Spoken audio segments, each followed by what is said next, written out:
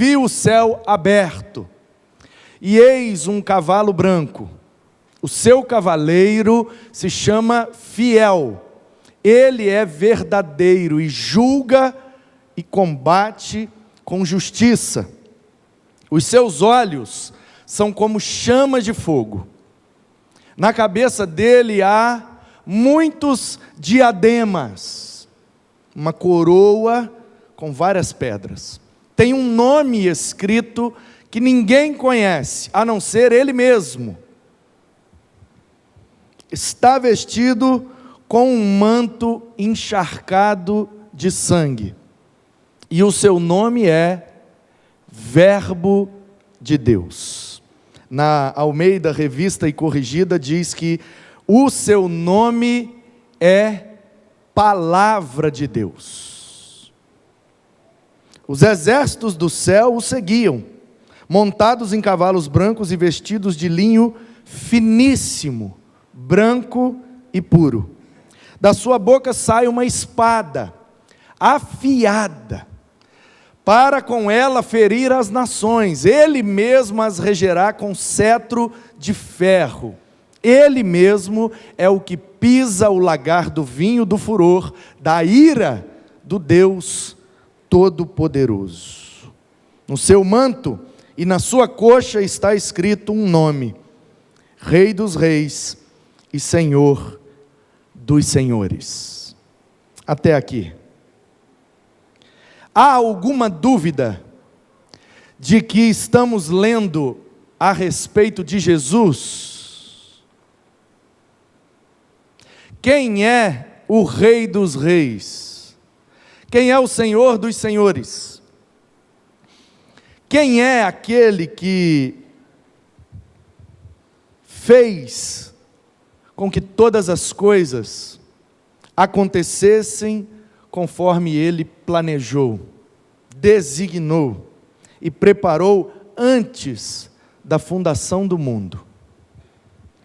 Nós cantamos agora há pouco e vamos cantar daqui a pouco novamente uma música que declara essa verdade, que Ele é Rei dos Reis, Senhor dos Senhores.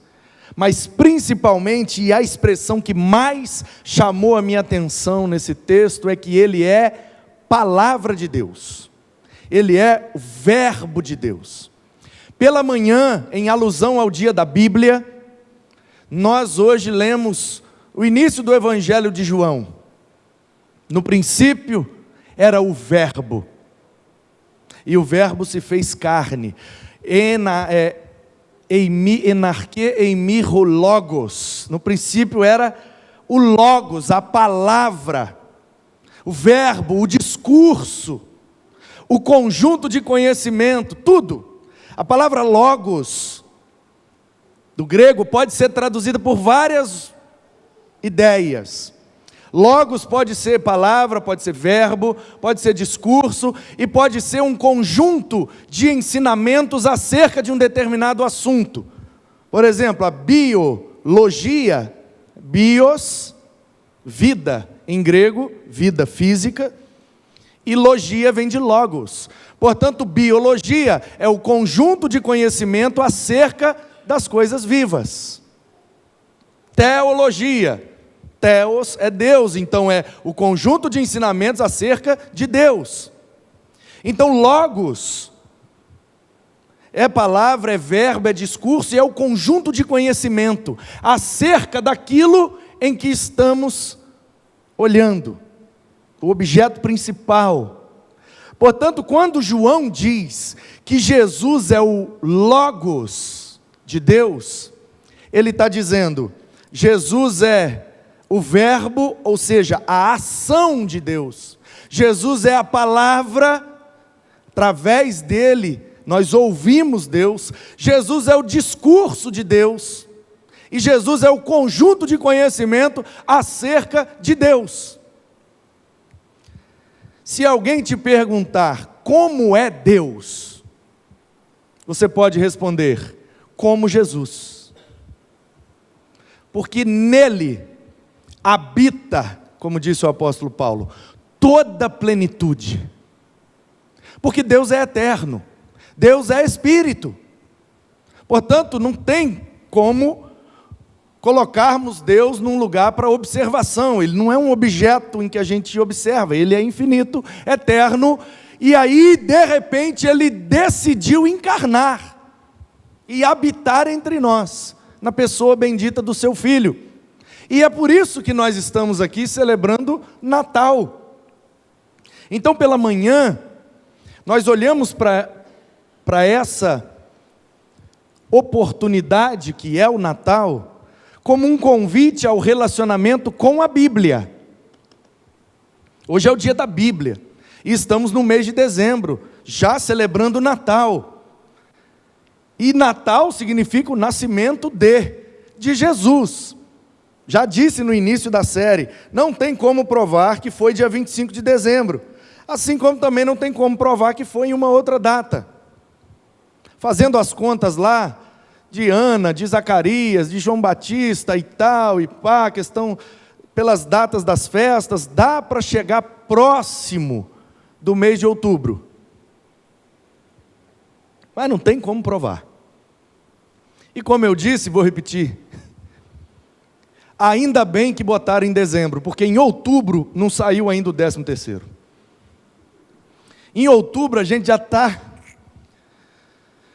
Então, ainda bem que é em dezembro, ainda bem que é no final, ainda bem que é próximo da virada, porque gera essa ideia de confraternização.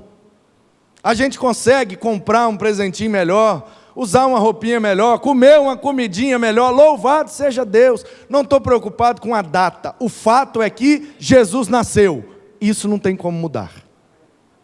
Então, Jesus nascendo é Deus nos convidando para um relacionamento. E pela manhã, como hoje é o dia da Bíblia, nós vimos que a Bíblia é o livro que conta a história do nascimento de Jesus. A pessoa de Jesus, a história de Jesus, sobretudo o nascimento de Jesus, está narrado na Bíblia.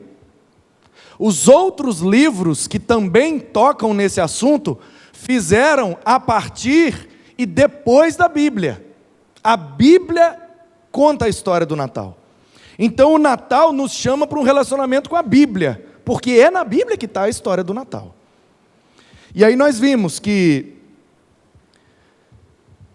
Jesus nasceu e nos deu essa oportunidade de nos relacionarmos com as Escrituras na perspectiva agora de filhos de Deus. Ele veio para os seus não receberam, mas todos quantos o receberam, Ele deu o direito de serem filhos de Deus. Portanto, queridos, pela manhã a nossa ótica foi: o Natal é um convite ao relacionamento com a Bíblia, focado no livro. E agora à noite, o Natal é um convite ao relacionamento com a Palavra de Deus. E aí, Palavra de Deus não é somente Bíblia. Vou repetir para você não bugar. A Bíblia é a Palavra de Deus. Toda a Bíblia é a Palavra de Deus.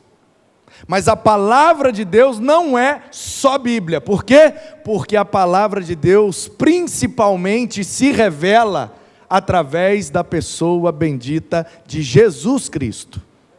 Por isso que em Apocalipse João viu e registrou, e ele diz: o nome dele é Palavra de Deus.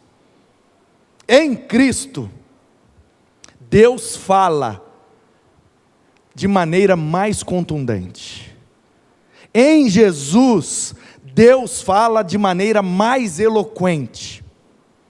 Porque Deus fala através de muitos homens, muitas mulheres, muita gente foi usada por Deus, viveu histórias em que nós podemos ouvir Deus através dessas histórias. Nós ouvimos Deus através de Adão, através de Noé, através de Abraão, Isaque, Jacó, José, de todos os profetas, dos reis, tanto os que acertaram quanto os que erraram. Aliás, os que erraram nos ensinam até mais do que os que acertaram. E pela manhã eu disse e repito, é isso que me faz cada vez mais crente e apaixonado nesse livro, porque ele não esconde os erros dos seus heróis, a não ser do maior. Jesus, homem, 100% homem, mas ele não cometeu nenhum erro. Ele não cometeu nenhum pecado. Portanto, Jesus é o verbo, Jesus é o discurso, Jesus é a palavra de Deus. Olhando para Jesus, e sobretudo o Jesus revelado na Bíblia. Por isso que o Natal é um convite ao relacionamento com a Bíblia e com a palavra. E é Jesus a expressão máxima do que significa palavra de Deus. O escritor aos Hebreus, ele diz assim: antigamente Deus falou, muitas vezes e de muitas maneiras. Ele começa já a carta desse jeito. E nós vimos aqui, né, um trecho de Hebreus há alguns dias atrás, e a gente aprendeu que Hebreus não é uma epístola propriamente dita, porque não é um texto epistolar. É uma carta, no sentido de que uma mensagem foi enviada de um lugar para o outro. Mas não tem as características de um texto epistolar. Não tem saudação, não tem despedida, não tem o remetente, o destinatário. Então, não é uma epístola, é uma homilia, é um sermão. O cara escreveu um sermão e enviou para os judeus convertidos que estavam deslizando um pouco na doutrina e no evangelho. E aí ele começa o sermão desse jeito: antigamente, Deus falou de muitas maneiras, e muitas vezes. Falou aos pais, ou seja, aos nossos antepassados, pelos profetas. Mas nesses últimos dias, nos falou pelo Filho, a quem constituiu herdeiro de todas as coisas e pelo qual também fez o universo. O Filho, que é o resplendor da glória de Deus e a expressão exata do seu ser, sustentando todas as coisas pela sua palavra poderosa. Depois de ter feito a purificação dos pecados, assentou-se à direita da majestade nas alturas, tendo se tornado tão superior aos anjos, quanto herdou mais excelente nome do que eles. O nome é Jesus, Yeshua, aquele que traz a salvação, mas também é o Cristo, é o Mashiach, ele é o ungido de Deus. Mas também é Emanuel, Deus conosco. Mas também é um conselheiro maravilhoso, um Deus forte, um Pai eterno e um líder pacífico. Todos esses nomes se referem a Jesus. Mas no Apocalipse, que é o livro da revelação, e ele começa com essa frase, né? Apocalipse tu Jesus Christos, a revelação de Jesus Cristo. Ele se revelou muitas vezes e de muitas maneiras, mas no Apocalipse ele rasga os céus e mostra para o João. E o João escreve e a gente recebe essa revelação. E na revelação de Jesus Cristo, o João disse que o nome dele é Palavra de Deus. O Natal, o nascimento de Jesus, além de tudo que simboliza principalmente que Deus veio até nós, porque Ele quer conversar com a gente. Ele quer conversar com a gente. Ele quer falar, mas Ele também quer ouvir. Se lembram daquele episódio em que Jesus estava entrando na cidade, e um cego. E aí Jesus perguntou: o que queres que eu te faça? Aí talvez você olhe essa cena e diz assim: qual será o propósito de Jesus ter perguntado para um cego o que é que ele queria? Não é óbvio que ele queria ver?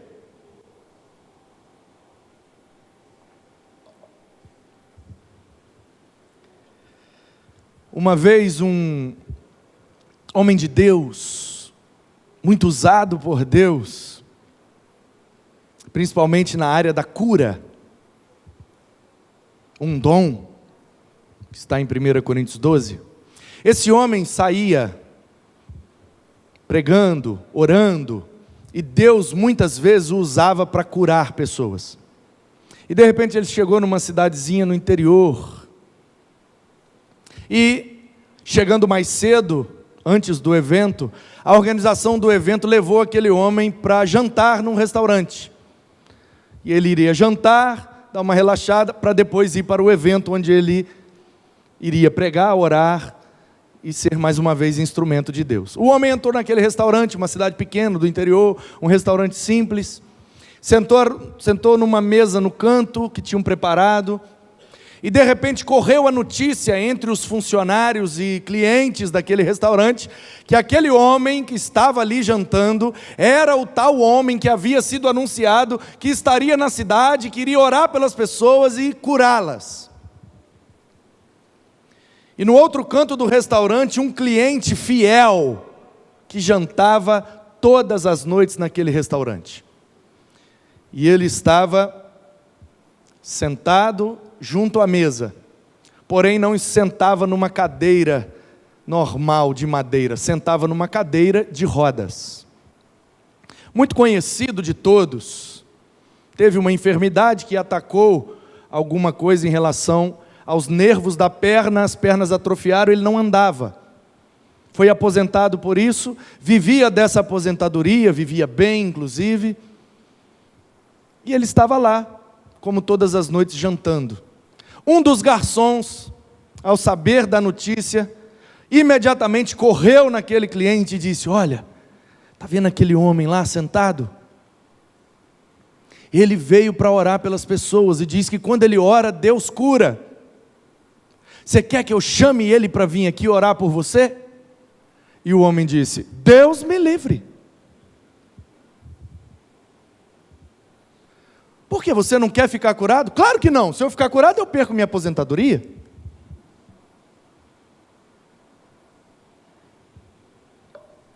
Portanto, não era óbvio que aquele cego queria ver, porque nem sempre as pessoas querem ser curadas, nem sempre. Então é exatamente por isso que Jesus perguntou: o que queres que eu te faça? Se você quiser, eu faço. Mas se você não quiser, eu respeito sua decisão.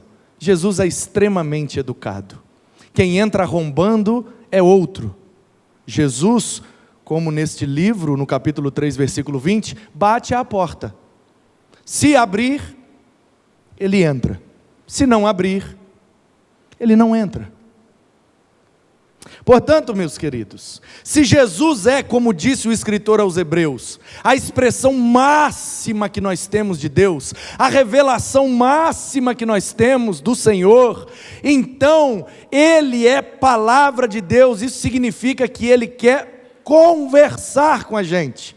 Se Ele é palavra, é lógico que Ele quer falar, mas esse episódio revela que Deus também quer ouvir. Que queres que eu te faça? A palavra de Deus está disponível, e se Deus falar, nada pode impedir. Ele disse: haja luz, e houve. Portanto, nessa noite, o que queres que Deus fale a teu respeito? O que queres, Senhor, que tu fales a respeito de mim? O que será que eu quero? Porque Ele é a palavra, e nós estamos aqui por causa dEle, a igreja é dEle, E Ele é a palavra. Portanto, Ele nascendo é um convite a um relacionamento com essa palavra.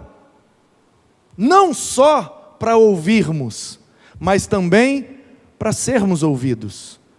Então, quem sabe nessa noite, a palavra de Deus que está presente aqui, não está perguntando para cada um de nós: que queres que eu te faça? Espera aí, mas ele pode fazer qualquer coisa? Bom, eu vi um céu aberto, um cavalo branco, e o cavaleiro é fiel e verdadeiro.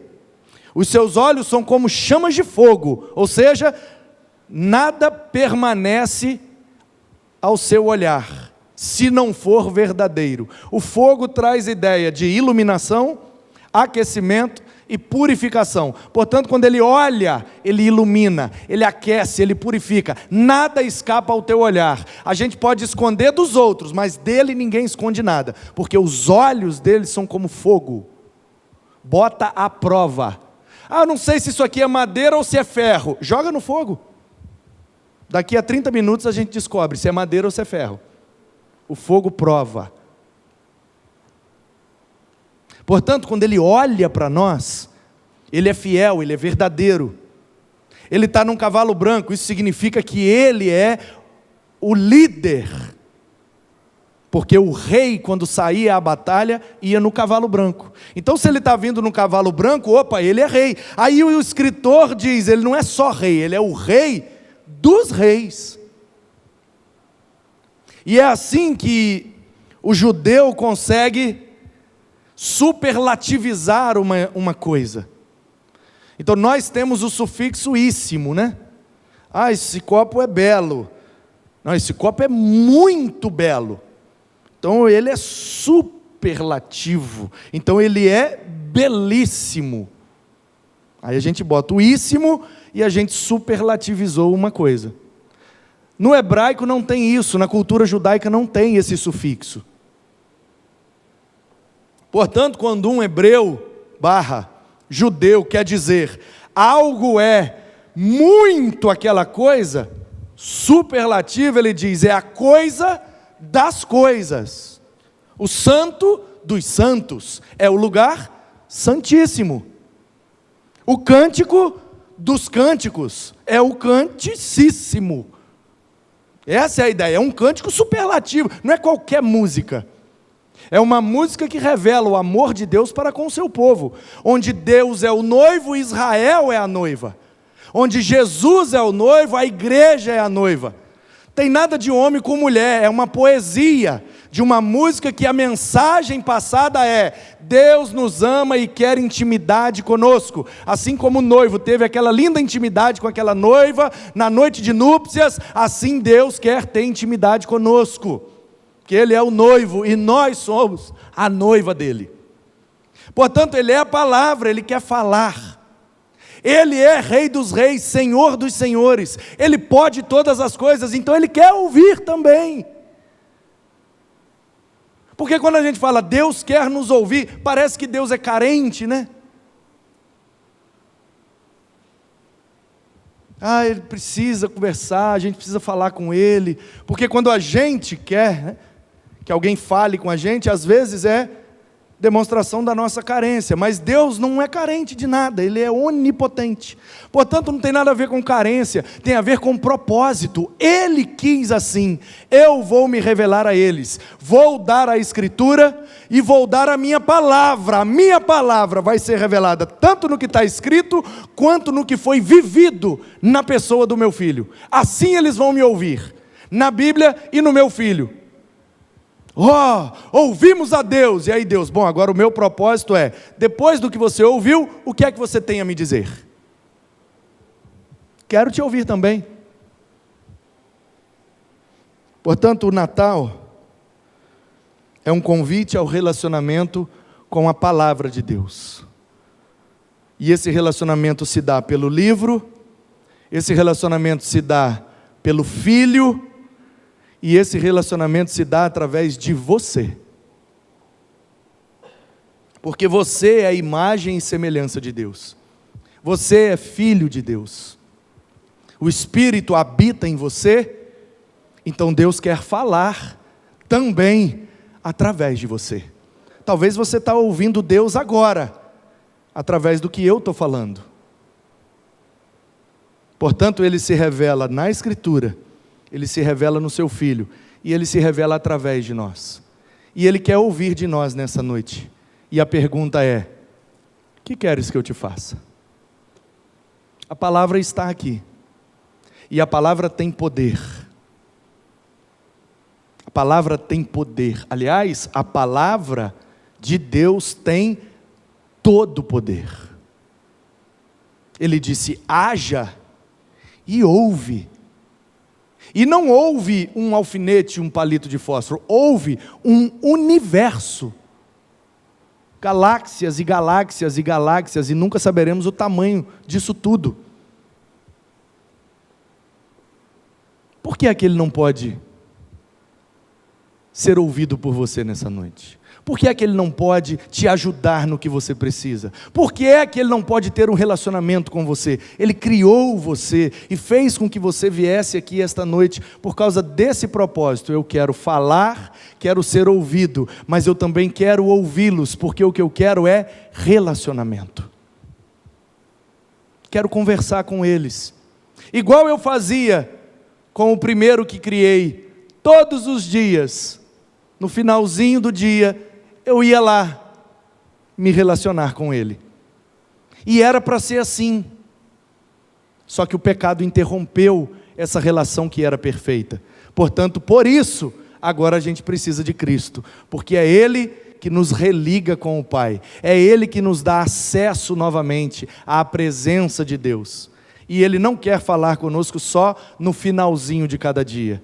Ele quer falar com a gente o tempo todo, em todo o tempo, todo dia, o dia todo. Ele está disponível para nós, nos perguntando a cada minuto: que queres que eu te faça? Aí talvez você pode dizer: mas não é óbvio o que eu preciso? Ele não conhece a minha vida? Ele não sabe minhas crises, meus traumas, minhas necessidades? Sim, Ele sabe, igual Ele sabia que aquele homem era cego, mas ainda assim, Ele pergunta: que queres que eu te faça? Fale para Ele, fale com Ele, ouça Ele, e permita que Ele toque em você, assim como Ele tocou aquele cego, e que você nessa noite, assim como aquele, volte a ver tudo o que Deus é e tudo o que Deus faz para você. Ele é a palavra, que você possa ouvi-la de coração aberto, disposto a obedecê-la. Ele é o Rei dos Reis, Ele é Senhor dos Senhores, mas Ele quer ser o seu Rei, Ele quer ser o seu Senhor, Ele quer ser o dono da sua vida. É para isso que nós estamos aqui.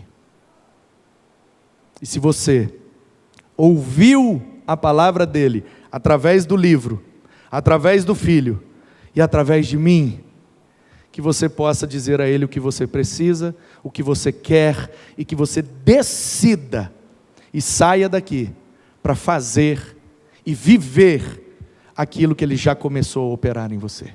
Que assim seja, para a glória dEle, em nome de Jesus.